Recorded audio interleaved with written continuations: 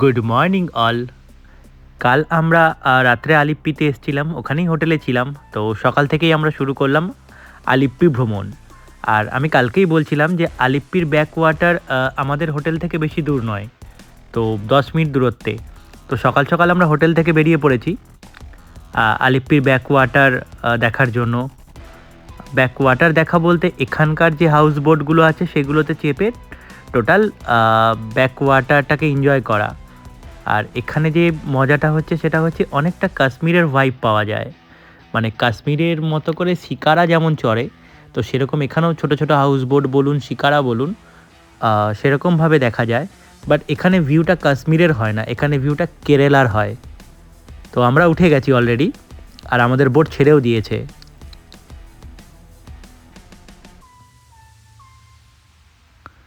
তো একে একে সবাই নিজের জায়গা নিয়ে নিচ্ছে। তো এখন আমরাও নিচের দিকেই নেমে এসেছি, কারণ বোর্ডের শুরুতে ওপরে থাকা যাওয়াটা একটু প্রবলেম হয়। তো আমরা এখন নিচে সবাই রয়েছি, আস্তে আস্তে এক এক করে ওপরে যাব, ওপরে গিয়ে দেখব। এখন জানলা দিয়েই আমরা দেখছি জলগুলো, মানে জাস্ট ওয়াও, দারুণ লাগছে দেখতে। আর এখানকার সৌন্দর্য তো অলওয়েজ মুগ্ধ করে। তো যত সময় যাবে সৌন্দর্য আরও বাড়বে, আরও নতুন নতুন কিছু এক্সপ্লোর হবে।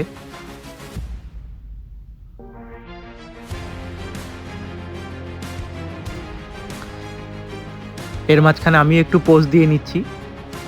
অ্যাকচুয়ালি আমি ওপর দিকে উঠে এসেছি, অনেকক্ষণ নিচে ছিলাম।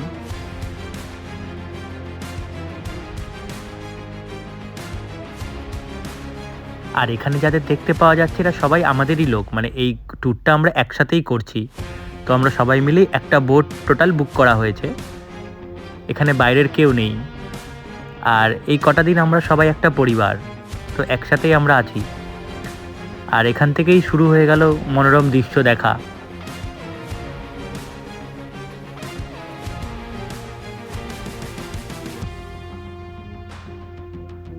এখানে ম্যাডামও খুব পোজ দিচ্ছে।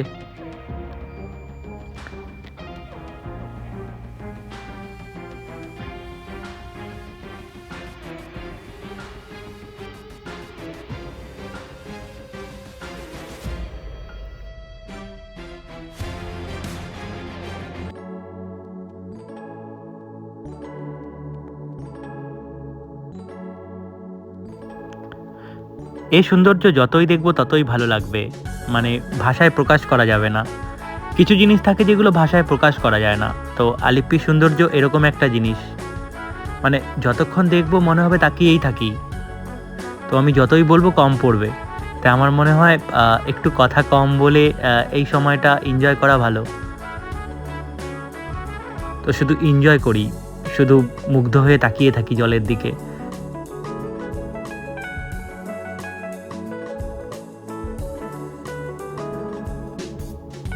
দুদিকের মনোরম দৃশ্যগুলো একবার উপভোগ করি, কারণ এই সময়গুলো আর ফিরে আসবে না। আর এই ভিডিওটা যারা যারা দেখবে, আশা করি আমার সাথে তারাও এই সময়টাকে অনেক বেশি উপভোগ করতে পারবে। আমি কখনোই ভিউজ, লাইকস বা সাবস্ক্রাইব এইসবের জন্য ভিডিও বানাই না। আমার ভিডিওগুলো শুধু আমার জন্যই বানানো হয়, যে আমার যখন মনে হবে আমি তখন দেখব। তো আমি আজও যেন কাউকে বলি না কখনো লাইক করতে, সাবস্ক্রাইব করতে। বাট হ্যাঁ, সময় পেলে দেখে নিতে পারো, দেখলে অ্যাটলিস্ট ওখানকার ভাইবটা পেয়ে যাবে। তো আমরা অনেকক্ষণ ওখানেই ছিলাম, মানে হাউস বোটে ছিলাম। হঠাৎ করে মনে হলো কি একটু বোটিং করে নিই। বোটিং মানে স্পিড বোট। তো স্পিড বোটে উঠে পড়লাম এবং দেখি একটু স্পিড বোটেও একটু কায়দা করা যাক, কারণ স্পিড বোটে আমি ওখান থেকে দেখছিলাম অনেকে অনেক রকম কায়দা করছিল, ডিগবাজি দিচ্ছিল, 90 ডিগ্রি অ্যাঙ্গেল। তো আমরাও দেখি একটু অ্যাঙ্গেল দিতে পারি কি পারি না। তো স্টার্ট করা যাক বোটের জার্নি।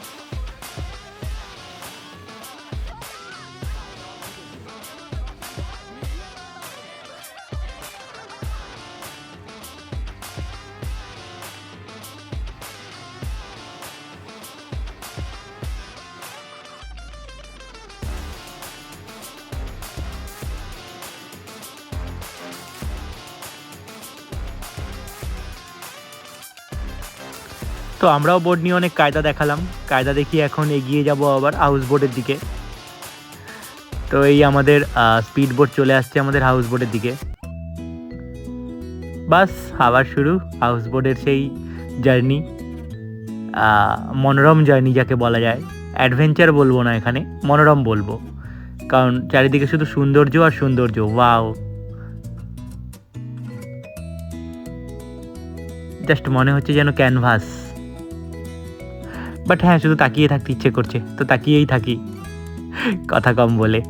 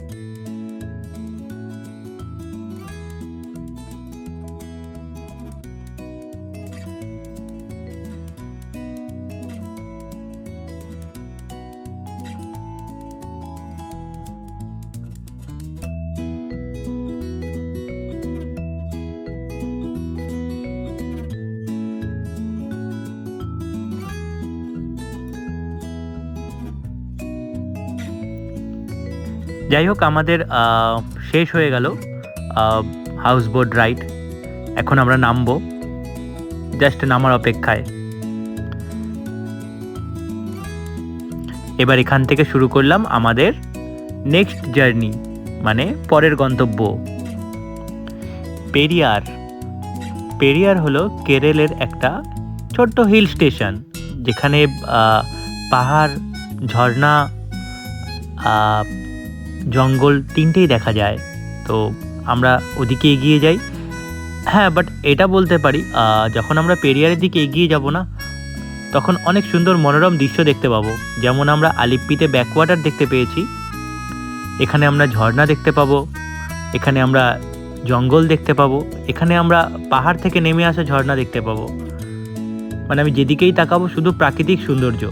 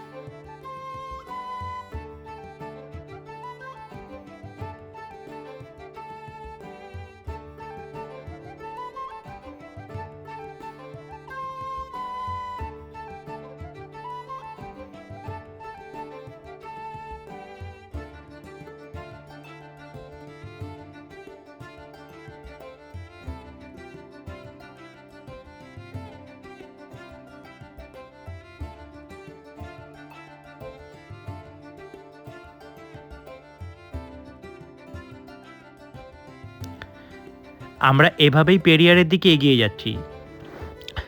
আমি এখানে আসার আগে শুনেছিলাম পেরিয়ারে যাওয়ার পথে চা বাগান পড়ে অনেক, সাথে স্পাইস গার্ডেন মানে মশলার বাগান, যেখানে মশলার অনেক গাছ আছে।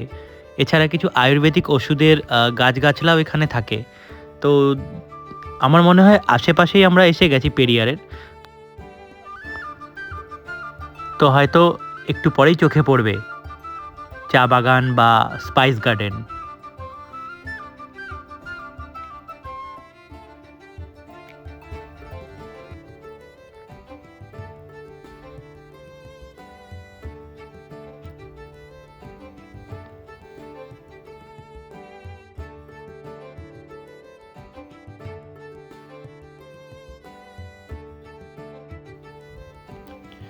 আর এই বলতে বলতেই চায়ের বাগান দেখা গেল।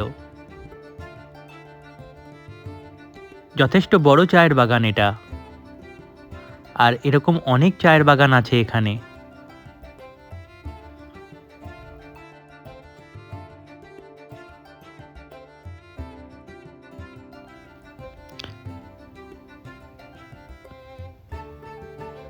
আর যেটা বলছিলাম যে এখানে স্পাইস গার্ডেন মানে মশলার গাছগাছলা আছে অনেক, সেটাও আমরা দেখতে পেয়ে গেলাম। তো সঙ্গে সঙ্গে নেমে গেলাম যে এটাও দেখে নিই আমরা, যখন এসছি তো সবটাই দেখতে চাই। তো এখানে বায়ো ফার্মার্সরা নিজেরাই বানায়, নিজেরাই প্যাকিং করে। তো আমি খুব এক্সাইটেড ছিলাম এটা দেখার জন্য, কারণ আমার মনে হচ্ছিল কি যে গাছগুলো আমি নাম শুনেছি সেগুলো আমি এখানে দেখতে পাবো। তার জন্য আমি একটু তাড়াতাড়ি চলে যাচ্ছিলাম আর সবার আগে চলে গেছিলাম। তো আমি এতটাই এক্সাইটেড যে সবার আগে এগিয়ে যাচ্ছি। তারপর একটু পরে মনে হলো যে কিছু একটা ভুল হচ্ছে, কেউ তো আমার পেছনে নেই। তারপরে বুঝলাম আমি ভুল যাচ্ছি, তাই আমাকে আবার ব্যাক করে আসতে হলো। তারপর আমরা আস্তে আস্তে গাছ দেখা শুরু করলাম।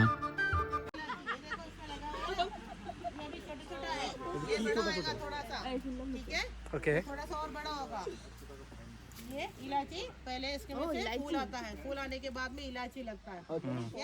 ये हमें 2-2 महीने में, ठीक है, अगर अच्छे तरह से इसका देखभाल करेंगे और पानी वगैरह अच्छे से देंगे, इसको अपन 50 या 60 के अंदर दिवस के अंदर इसका प्लकिंग हो सकता है, इलायची मिलेगा, फसल निकलेगा। ठीक है, ये है लौंग, ये पेड़ अच्छा लौंग लवंगो, लवंगो ये लौंग होता है। ठीक है, इसमें से जैसा लौंग लगता है वैसा ही दिखता है, जैसे आपको मिलता है ना अपने घर में होता है वैसा ही होता है।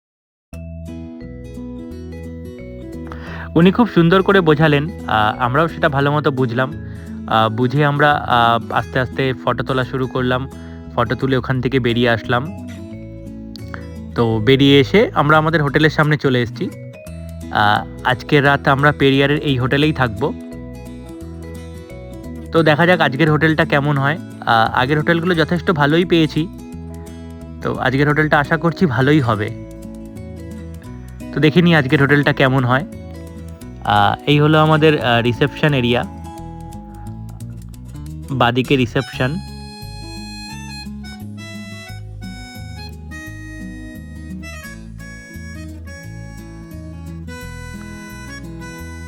আর স্টেট গিয়ে দাঁড়ালেই ওখানে ওয়েটিং এরিয়া আছে, যেখানে সবাই বসে অপেক্ষা করে তাদের ঘরগুলো রেডি হয়ে গেলে তাদের হাতে হ্যান্ড ওভার করে দেওয়া হবে। ততক্ষণ বসে একটু জল খেয়ে নেওয়া, একটু রেস্ট নিয়ে নেওয়া।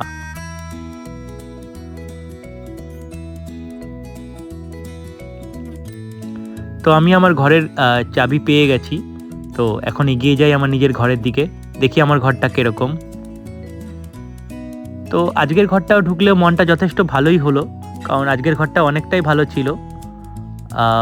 ঢুকেই প্রথমে একটা টেবিল মতো ছিল, তারপর রাইট সাইড দিয়ে ঢুকে গিয়ে ঘরে ঢুকেই একটা সোফা ছিল, যেখানে আমি বসে বেশ আরাম পেলাম।